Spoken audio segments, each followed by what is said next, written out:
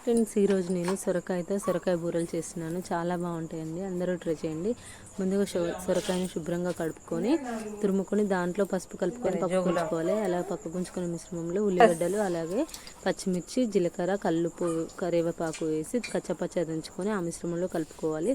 అలా కలుపుకున్న మిశ్రమాన్ని గ్లాసులో కానీ కప్పులో కానీ కొలుచుకొని ఒక గ్లాసు తురుముకి 2 గ్లాసుల బియ్యపిండి వేసి కలుపుకోవాలి. కొంచెం లూజుగా అనిపిస్తే ఇంకో కొంచెం ఎక్స్ట్రా యాడ్ చేసుకొని కలుపుకోవచ్చు.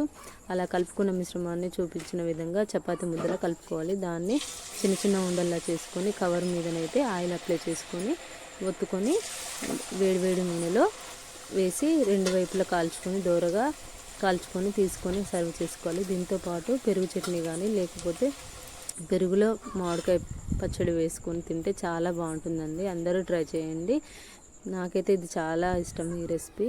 చిన్నప్పుడు చాలా బాగా తినేదాన్ని. ఈ రెసిపీ మీకు నచ్చినట్లయితే లైక్ చేయండి, షేర్ చేయండి, సబ్స్క్రైబ్ చేయండి. Bye friends.